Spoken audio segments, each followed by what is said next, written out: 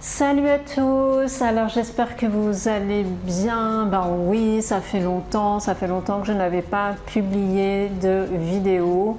Comme je vous l'avais mis, vous savez que j'ai été quand même présente sur Instagram et je vous ai envoyé quelques messages sur YouTube. J'étais très occupée avec le travail et je manquais vraiment cruellement, d'idées de vidéos. Maintenant, je suis un peu plus tranquille, c'est le mois d'août.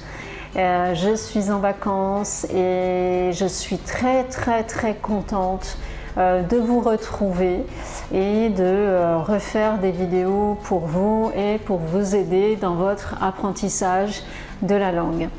Alors, comme vous l'avez vu dans le titre, dans la vidéo d'aujourd'hui, je vais parler des tics de langage. Les tics de langage, qu'est-ce que c'est? Ce sont des habitudes, ce sont de mauvaises habitudes que nous prenons. Alors quand je dis nous, ce sont les Français, les francophones, donc quand on parle la langue. Et je vais parler plus spécialement des jeunes personnes, plus spécialement des adolescents. Comment ça m'est venu cette idée de vidéo? Eh bien, tout simplement, je n'ai pas été très originale. J'ai juste écouté, j'ai juste regardé ma fille qui a 15 ans et qui me parle et qui me raconte énormément de choses. Et lorsqu'elle me parle, j'entends des choses, j'entends des mots, j'entends des expressions. J'entends des mots que je connais mais qui ne sont pas utilisés de la bonne façon. Et ce n'est pas propre à elle, c'est toute sa, j'ai envie de dire, toute sa génération, ou tous les jeunes de son âge qui parlent de la même façon. On va commencer tout de suite. En fait, je vous ai trouvé, alors j'ai pris mes notes, regardez, je vais vous montrer.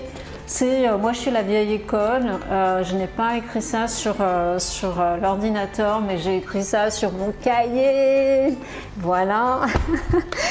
Et voilà, en fait j'ai trouvé 5 mots ou expressions qui sont très utilisés. Il y en a forcément d'autres, mais ceux que j'ai retenus, ce sont ceux que j'entends vraiment beaucoup de la part de ma fille, bien entendu, et de la part de ses copines, bien évidemment. Le premier mot que je vous propose, c'est la première expression, je ne sais pas comment dire, c'est le premier tic, c'est du coup. Du coup, vous le connaissez déjà parce que j'avais déjà fait une vidéo sur cette expression-là. Du coup, c'est une expression qui est extrêmement utilisée aujourd'hui. Extrêmement utilisée aujourd'hui par les jeunes, par les moins jeunes, par moi aussi, je l'utilise énormément. Pourquoi on l'utilise? Pourquoi c'est un tic? Parce que en fait, on l'utilise mal. Du coup, on doit l'utiliser pour exprimer une cause agissant brusquement. Ça, c'est en fait la définition qui est donnée par l'Académie française. On pourrait remplacer du coup par aussitôt. Je vous donne un exemple. Il n'avait pas mis d'essence dans sa voiture, du coup, elle est tombée en panne quelques kilomètres plus loin. Il n'avait pas mis d'essence dans sa voiture, aussitôt, sa voiture est tombée en panne. Vous voyez, il y a cette notion de choses ou d'événements qui arrivent très vite à la suite d'une action. Et c'est pour ça qu'on va utiliser normalement du coup. Mais nous avons l'habitude d'utiliser du coup à toutes les sauces, n'importe quand, dans toutes les occasions pour exprimer la conséquence. Voilà, ça c'est un premier tic de langage que je voulais voir avec vous et que je voulais vous expliquer. Ensuite, un deuxième tic de langage, c'est le mot grave. Alors, le mot grave, il y a différentes significations. La première signification, le sens premier de grave, c'est lorsque ça exprime quelque chose qui a des conséquences qui sont dangereuses, des conséquences qui sont critiques. des conséquences qui sont fâcheuses, des conséquences qui sont négatives. Vous avez vu, donc tout ça exprime quelque chose de mal, quelque chose de mauvais, lorsque j'utilise grave dans son sens premier. Par exemple, je peux dire, suite à son accident de voiture, son état de santé est grave. Ça, c'est le premier sens où vous avez vu que le mot grave est utilisé en tant qu'adjectif. C'est une utilisation qui est parfaitement correcte.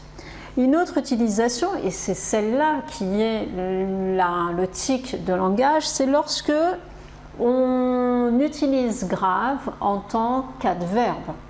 Par exemple, ne pas voter nuit grave à la démocratie. Ici, j'utilise le mot grave, donc le mot grave qui normalement est un adjectif. Mais je devrais normalement utiliser gravement, puisque vous avez le verbe nuire. Le verbe nuire, donc c'est un verbe, comme je le dis, et juste à côté d'un verbe, pour qualifier un verbe, je dois utiliser un adverbe. Et je devrais utiliser normalement gravement.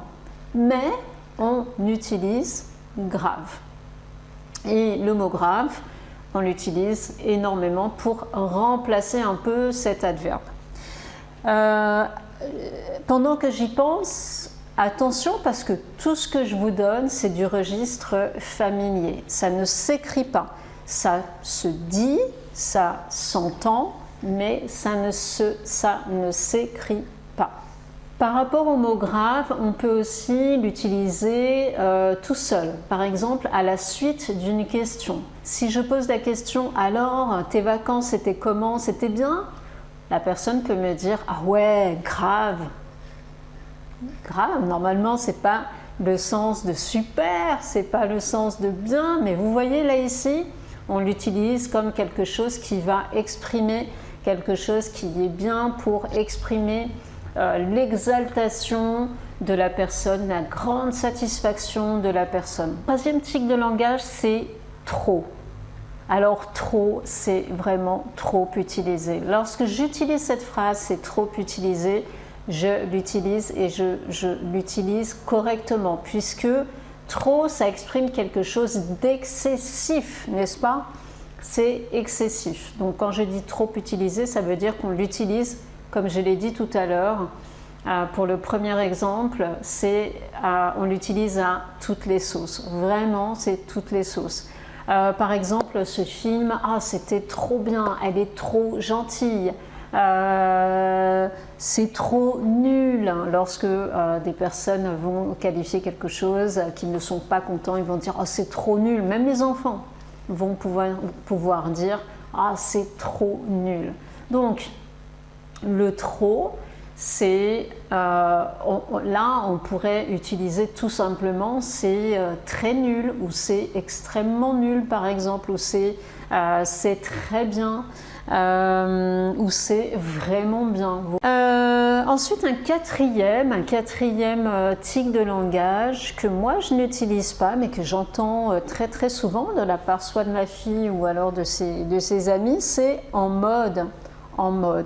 Alors, c'est pas à la mode, hein. Attention, c'est complètement différent. Donc, à la mode, c'est quelque chose qui, par exemple, on va dire des vêtements qui sont à la mode, c'est-à-dire des vêtements qui se font aujourd'hui et qui sont dans l'air du temps, d'accord, qui sont contemporains, par exemple.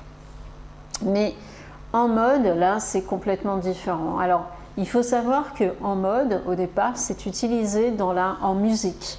Par exemple, lorsque je dis, alors je ne suis pas spécialiste dans la musique, mais quand on dit par exemple en mode mineur, en mode majeur, ça c'est le sens premier et c'est la vraie utilisation de l'expression en mode. Ensuite, le en mode, ça a été complètement changé, détourné et pour être finalement utilisé dans les conversations quotidiennes et les conversations de style familier.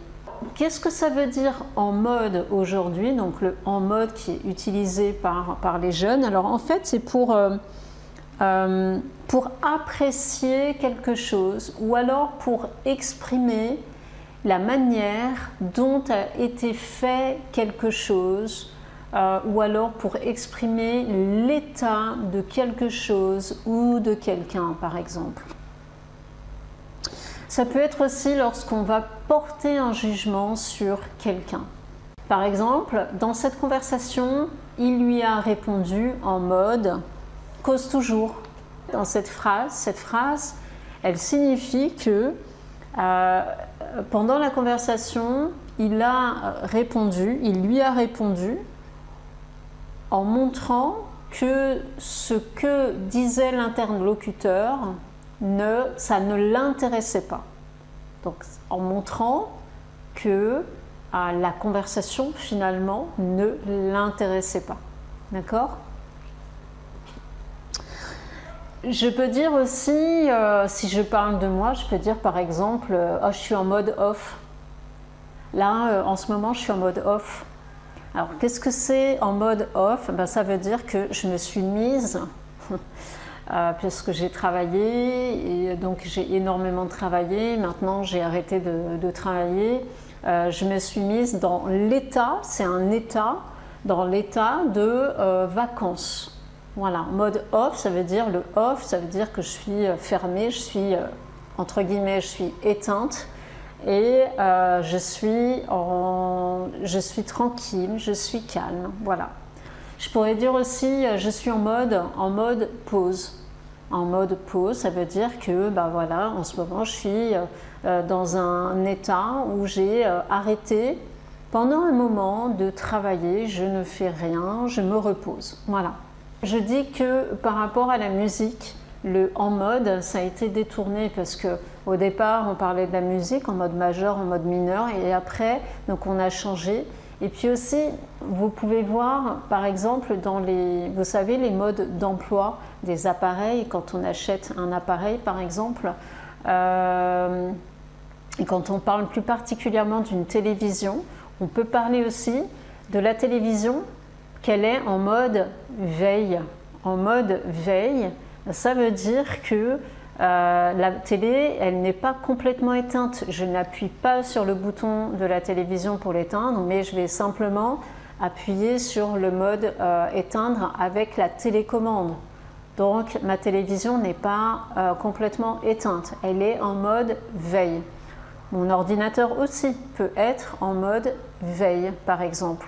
Mon téléphone peut être en mode silencieux. Donc pour les appareils, c'est moins choquant, même si c'est un détournement de le mode majeur ou le mode mineur. C'est un peu plus acceptable, mais lorsqu'on dit de nous, je suis en mode où il lui a répondu sur un mode quoi, cause toujours, il lui a répondu en mode cause toujours, là, l'utilisation est complètement détournée et c'est un tic de langage. Alors, le cinquième et le dernier, c'est le mot genre. Alors, dans un sens premier, le genre, et ça c'est quelque chose que moi j'utilise aussi, c'est familier, hein, mais ça exprime le fait de faire semblant, ou de sembler être quelque chose, de sembler être quelqu'un, etc. Par exemple, si je dis « il a fait genre qu'il était en colère pour me faire peur », si je dis ça, ça veut dire qu'il n'était pas vraiment en colère. Il a fait semblant d'être en colère et bon, ça a marché, ça n'a pas marché, peu importe, mais en tout cas, c'était pour me faire peur. Ensuite, genre, c'est... Alors là, moi, je ne connaissais pas vraiment cette utilisation-là, mais je l'ai vue sur Internet. Je ne l'ai pas beaucoup entendu. C'est genre dans un dialogue et c'est dans une question. Par exemple, dans un dialogue, c'est pour demander la confirmation sur les propos de la personne. Je vous donne un petit exemple.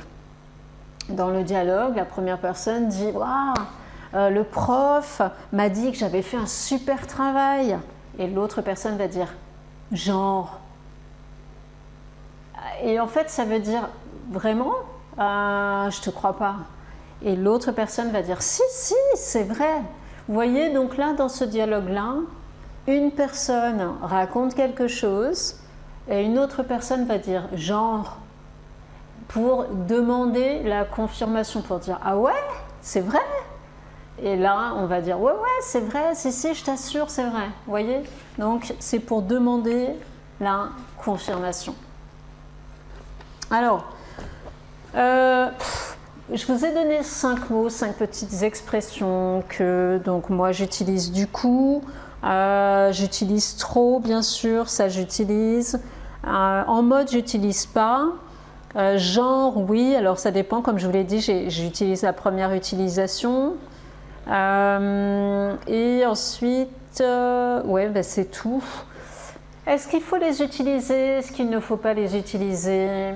Quand vous regardez le site de l'Académie française, bien évidemment, ils vous disent qu'il vaut mieux utiliser telle expression plutôt que celle-là qui est vraiment trop utilisée ou qui a vraiment été trop transformée, qui ne veut plus rien dire, par exemple. Donc, bien sûr, si vous voulez être dans une utilisation de la langue française très correcte, évidemment, vous n'allez pas utiliser ces expressions. Mais si vous avez envie d'utiliser, si vous avez envie de parler un peu comme les jeunes, si vous êtes jeune, si vous utilisez ça, ces expressions-là dans le discours, dans les conversations, ça ne sera pas choquant puisque c'est utilisé tout le temps. Voilà. Donc, vous pouvez les utiliser à l'oral, comme je vous l'ai dit tout à l'heure. Ne les utilisez pas à l'écrit.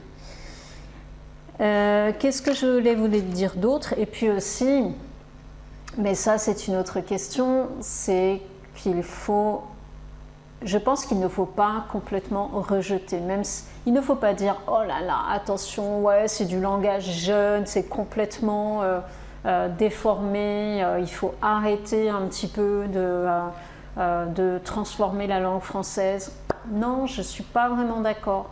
Je pense que la langue française, ce n'est pas une langue qui est figée comme toutes les langues. Et c'est une langue qui est, bien sûr, qui évolue et qui doit évoluer avec son temps. Aujourd'hui, même si on n'utilise pas forcément ces expressions, la langue a évolué par rapport à la langue qui était utilisée dans les années, je ne sais pas, 1950. Donc il y a forcément des modifications et des évolutions de la langue, qu'on le veuille ou non. Dites-moi quelle expression vous connaissiez et puis quelles expressions vous utilisez quand vous parlez en français et quelle expression vous avez découverte. Voilà, écoutez, moi je vous dis un grand merci pour tous vos messages. J'ai oublié de vous le dire. Lorsque je vous ai mis des messages sur YouTube, vous m'avez fait beaucoup de suggestions. Je vous remercie énormément pour tous vos commentaires et votre soutien et vos gentils messages. Merci beaucoup. Et de toute façon, moi je vous dis à très bientôt pour une nouvelle vidéo. Je pense qu'avec toutes les suggestions que vous m'avez faites, j'ai de quoi faire beaucoup de vidéos. Voilà. Merci beaucoup en tout cas de m'avoir regardé et je vous dis à très bientôt pour une prochaine vidéo, pour une prochaine leçon. Salut!